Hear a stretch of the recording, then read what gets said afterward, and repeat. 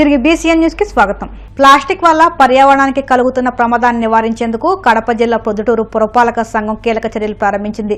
ప్రభుత్వ మార్గదర్శకాలు, జాతీయ గ్రీన్ ట్రిబ్యునల్ ఆదేశాల మేరకు ప్రతి సచివాలయంలో ఓ టాస్క్ ఫోర్స్ కమిటీని ఏర్పాటు చేస్తున్నామని మున్సిపల్ కమిషనర్ రవిచంద్ర రెడ్డి తెలిపారు. టాస్క్ ఫోర్స్ కమిటీలు ప్రతి మంగళవారం, శుక్రవారం తమ పరిధిలో తనిఖీలు నిర్వహిస్తారని తెలిపారు. 120 మైక్రాన్ కంటే ఎక్కువ మందం ఉన్న ప్లాస్టిక్ కవర్లు, గ్లాసులు, కప్పులు, ఇతర నిషేధిత ప్లాస్టిక్ ను విక్రయిస్తే టాస్క్ ఫోర్స్ కమిటీలు జరిమానా విధిస్తారని తెలిపారు. ప్లాస్టిక్ రహిత ప్రొద్దుటూరు లక్ష్యంగా ప్రతి ఒక్కరూ సహకరించాలని ఆయన కోరారు.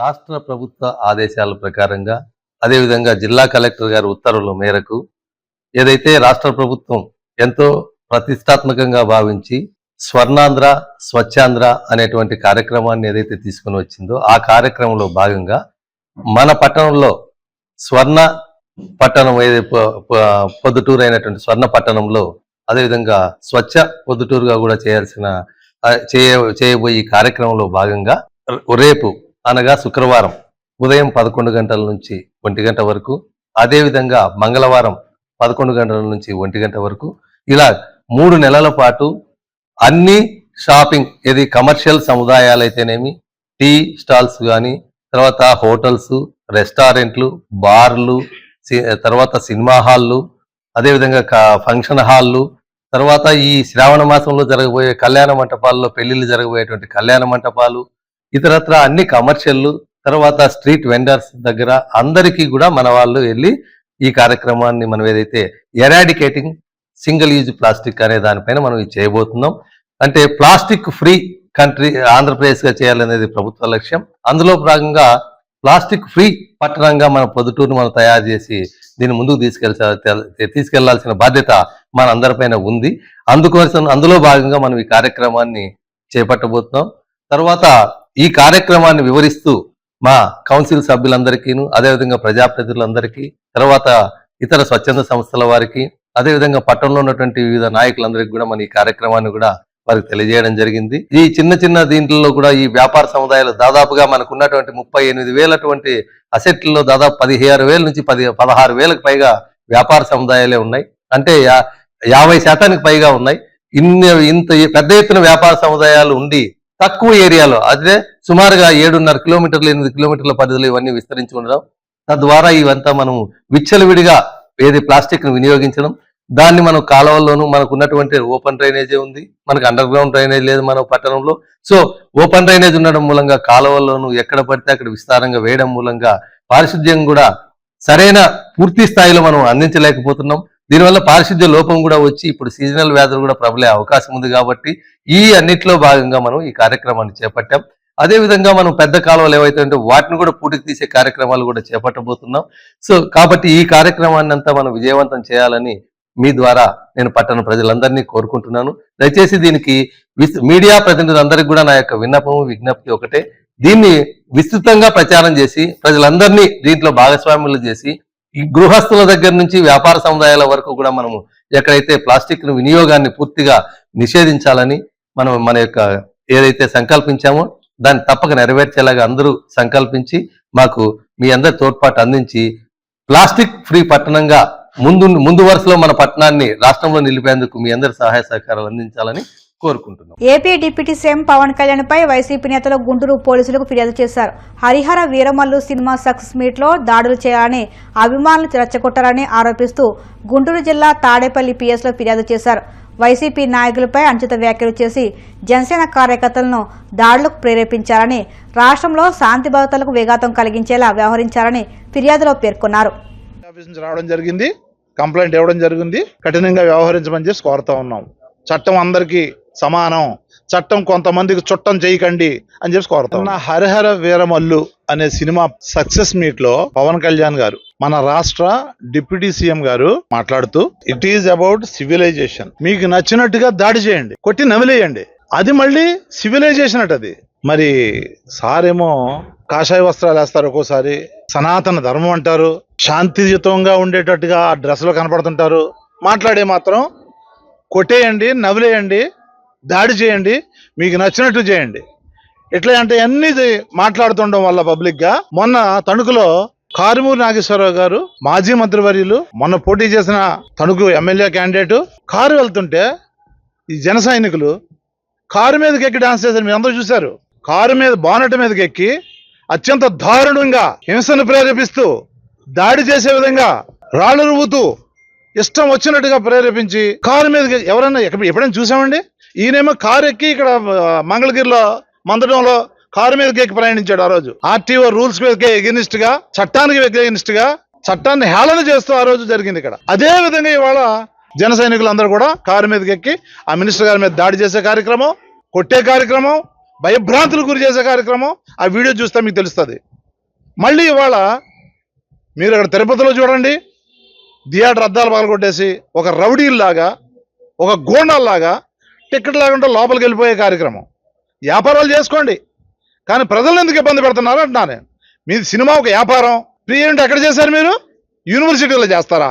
చదువుకునే కళాశాలల్లోనూ విశ్వవిద్యాలయాల్లోనూ ఇదా మీరు నేర్చుకున్న సంస్కృతి సాంప్రదాయం, మీరు నేర్చుకున్న సంస్కారం ఇదేనా? ఏ సంస్కారంతో పిల్లలు చదువుకునే దాంట్లో సినిమా ఈవెంట్లు పెట్టారు అక్కడ వైజాగ్లో?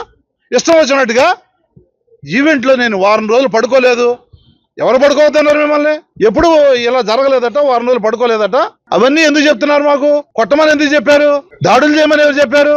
మీ రాజ్యాంగం అట్లా చెప్పింది అనుకుంటున్నారు. రెడ్ బుక్ రాజ్యాంగం అని చెప్పేసి ఆయన రెడ్ బుక్ పట్టుకుని తిరుగుతుంటే మీరు మాత్రం ఈ రెడ్ బుక్ రాజ్యాంగాన్ని అమలు చేయండి, మీరు ఎవరిని పడితే వాళ్ళని కొట్టండి, తిట్టండి, కార్లలో విపరీతంగా ఎవరిని పడితే వాళ్ళని గుద్దే విధంగా మీరు భయభ్రాంతులు గురి చేయండి రోడ్డు మీద ప్రజలందరినీ. పోలీసు వెహికల్ని కూడా విజయవాడలో ఇవాళ వాళ్ళు ఇష్టం వచ్చినట్టుగా డ్రైవ్ చేసి, ర్యాష్ డ్రైవింగ్ చేసి ఇష్టం వచ్చి భయభ్రాంతులు గురి చేశారు. ఏం మెసేజ్ ఇస్తున్నారు మీరు? సిఐ గారికి వాళ్ళు కంప్లైంట్ ఇస్తే సిఐ గారు ఏమంటారు తెలుసా? ఒక లింక్ ఉంటే ఇవాళ ఏ సామాన్యం అయినా సరే లింక్ ఓపెన్ చేసుకుంటే టక్కన వచ్చేస్తుంది. పేరు కొడితేనే పవన్ కళ్యాణ్ గారి స్పీచ్ సక్సెస్ మీట్లు అంటే వస్తుంది. అవన్నీ రాసాం, వివరాలు రాసిన తర్వాత కూడా నేను TV5లో ఓపెన్ చేసి చూస్తే వస్తూ ఉంది అని కూడా చెప్తే మళ్ళీ పెన్ డ్రైవ్లు ఇవ్వండి అంటే ఏదో జాప్యం చేసే కార్యక్రమం చేయడానికి మీరు ఇలా చెప్తున్నారు. నాకు అర్థం కాదు. ఒక URL లింక్ దొరికితే ఆ లింక్ ఎవరైనా కొట్టచ్చు.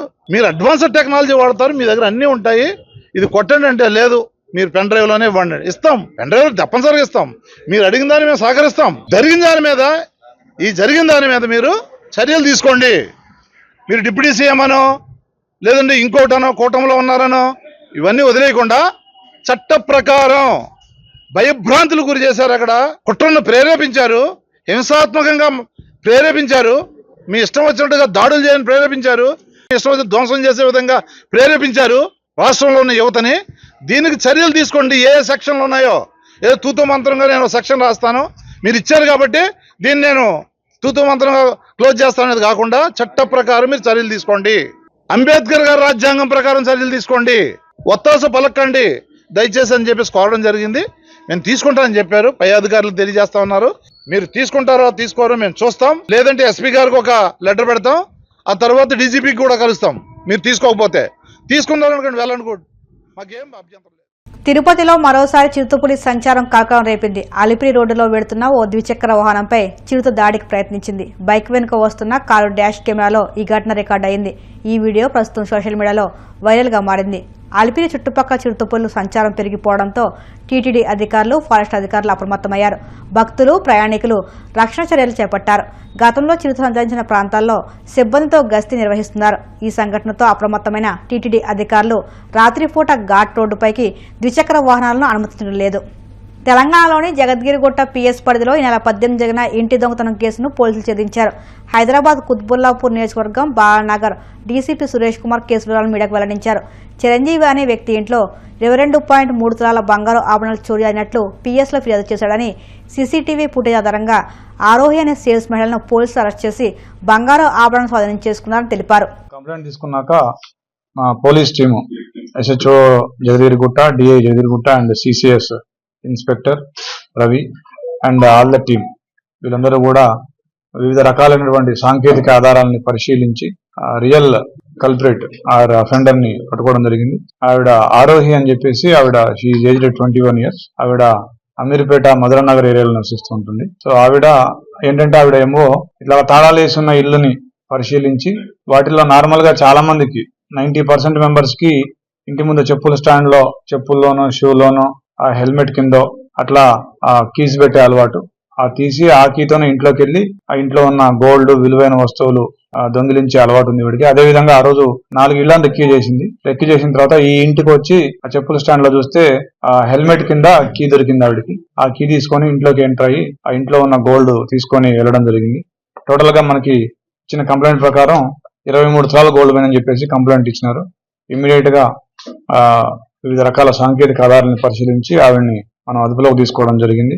దాంతో పాటుగా ప్రాపర్టీ కూడా ఇంటాక్ట్ గా గోల్డ్ ఇయర్ రింగ్స్ ఒక 3 పేర్స్, ఒక గోల్డ్ చైన్, ఒక గోల్డ్ బ్రాస్లెట్, 2 చిన్న చైన్లు, గోల్డ్ బ్యాంగిల్స్ 2, ఒక gold locket and silver ring ఒకటి, సిల్వర్ లాకెట్, ఇట్లా మొత్తం కలిపి 22.3 తులాల గోల్డ్ అండ్ ఒక 5 తులాల సిల్వర్ మనం రికవరీ చేయడం జరిగింది. మీద గతంలో కూడా కేసులు ఉన్నాయి.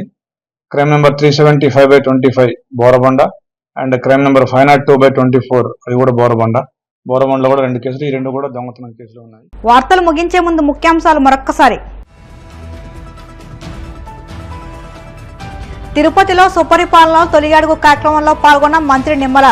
తలరాతలను మార్చేందుకు చంద్రబాబు ప్రయత్నిస్తుంటే తలకాయలను తీసే పనిలో జగన్ ఉన్నాడని విమర్శ. విజయవాడలో సాధ్యం లోగోను ఆవిష్కరించిన బీజేపీ రాష్ట్ర అధ్యక్షుడు మాధవ్. ఈ నెల 27 నుంచి రాష్ట్ర వ్యాప్త పర్యటనకు శ్రీకారం చుడుతున్నట్లు వెల్లడి.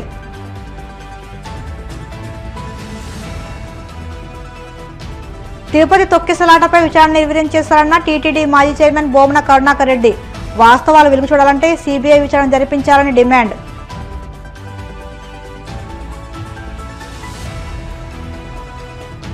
ప్లాస్టిక్ రహిత పొద్దుటూరు లక్ష్యంగా ప్రతి ఒక్కరూ సహకరించాలి. పట్టణ ప్రజలకు పిలుపునిచ్చిన మున్సిపల్ కమిషనర్ రవిచంద్రారెడ్డి. ఈ వార్తలు ఎంతలో సమాప్తం. మరిన్ని వార్తల కోసం BCN digital YouTube channel, Facebook పేజీని ఫాలో అవ్వండి. అప్డేట్ వార్తల కోసం ప్లీజ్ సబ్స్క్రైబ్.